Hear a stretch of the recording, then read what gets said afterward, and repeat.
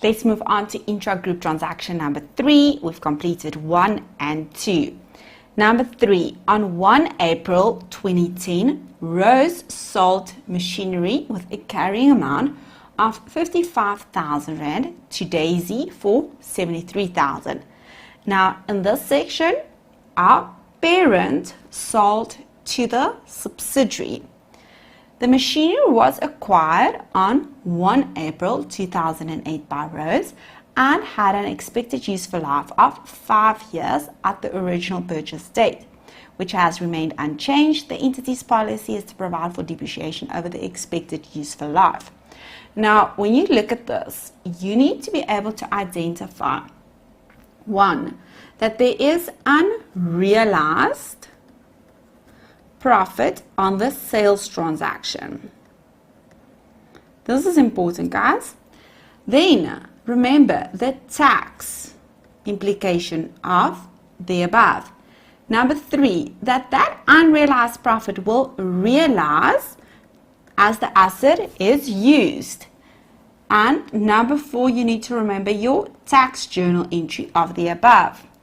Okay, so why will the unrealized profit realize? When you think about this, guys, they use the machine, therefore they will depreciate the machine in the separate records of Daisy. Therefore, this will realize for the period 1 April 2010 until 31 December 2010. Again, I've included our structure. Now, remember, Rose sold to Daisy. Therefore, Rose will be the seller and Daisy will be our buyer. And this is a downstream transaction. Now, again, when we look at the separate records, which is not required, guys, I do this to explain to you the elimination journals.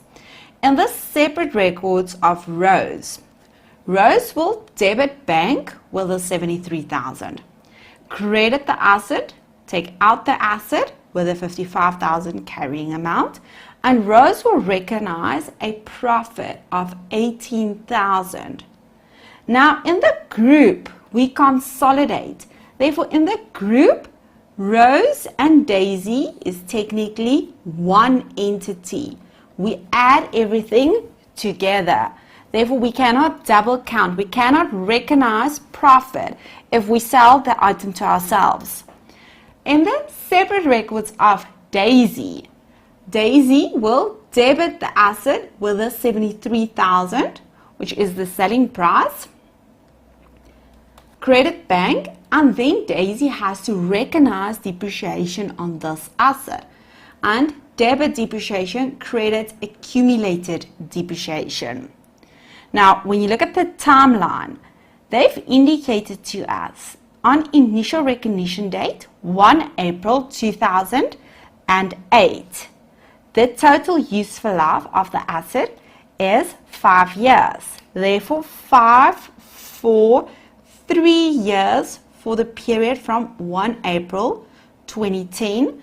And we need to recognize depreciation for a period of 9 months. Now, if we need to eliminate the intra-group transaction, we need to identify, first we need to eliminate our unrealized profit on date of sale. Therefore, we need to take out this 18,000. If we need to take this out, we need to debit our other income, profit or loss. And what do we credit, guys? Remember, this other income is in terms of Rose's profit. We need to credit the machinery, the asset, in terms of Daisy's records in our statement of financial position. And this will be the 18,000. Then, as always, our tax, if we debit income, income decrease. If our income decrease, our profit decrease. If our profit decrease, our tax decrease. Therefore, we will have to credit our income tax in our profit and loss. Remember, this is in the records of Rose. And we need to debit our deferred tax in our statement of financial position, and this will be the 18,000 times 28%. In the separate records of Daisy, Daisy now recognize depreciation. Therefore, we now need to reverse this transaction, the depreciation transaction, based on our unrealized profit. Therefore, guys, this will now realize, the profit will now realize as we use the asset.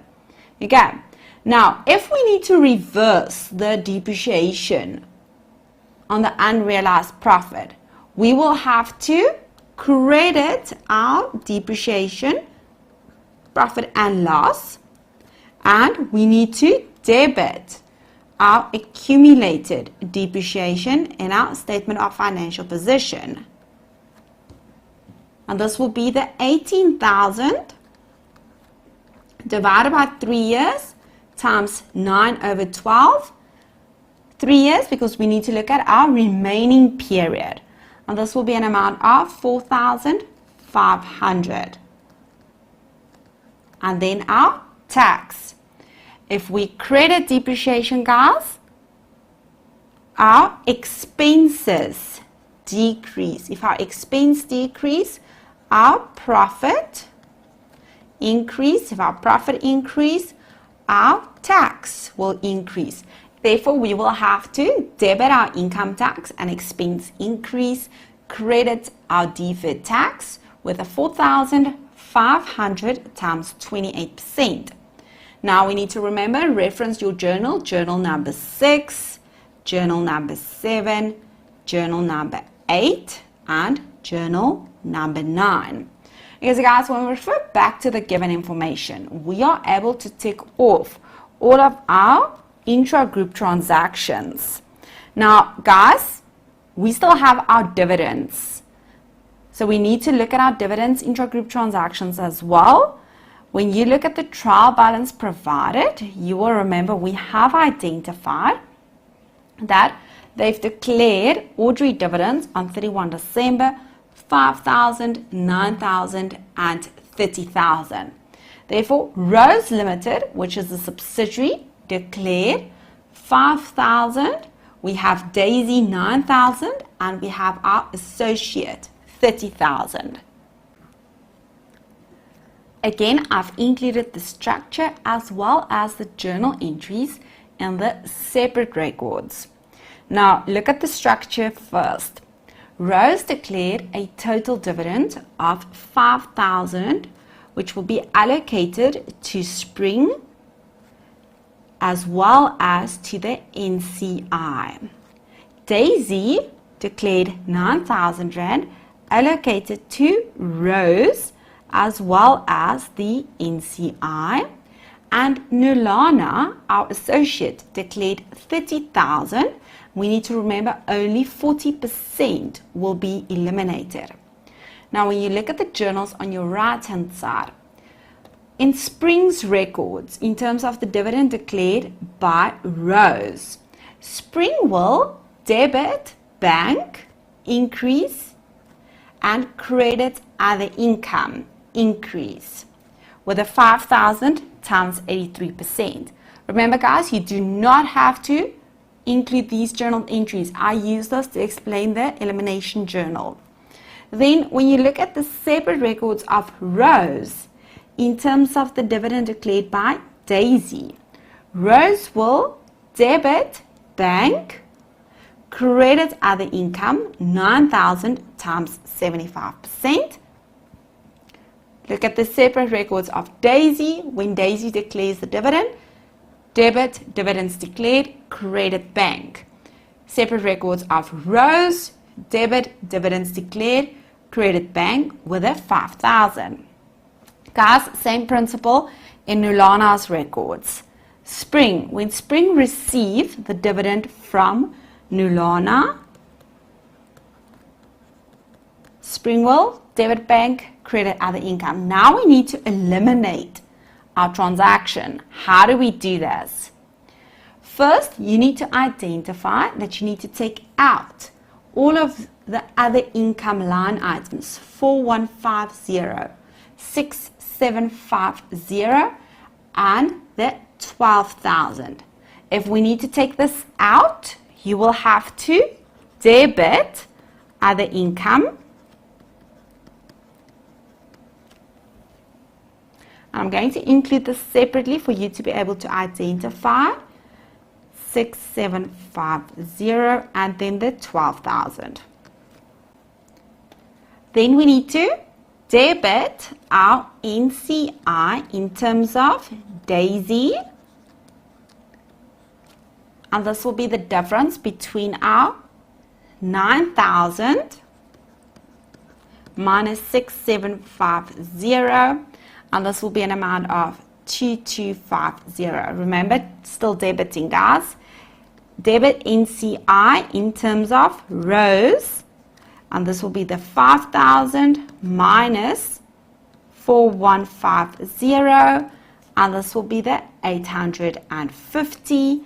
And guys, important, you will have to credit the dividends declared. You need to take this out with a total of the 9,000 plus the 5,000, and this will be 14,000. And you need to remember to credit your investment in associate. Why? Because we equity account. And the rules in terms of IAS 28 indicates to us that when we declare dividends, this will decrease our investment, and this will be 12,000. We have completed our elimination journal entry in terms of the dividends, journal number 10, and we can move on and complete our analysis of owner's equity of all of the different entities.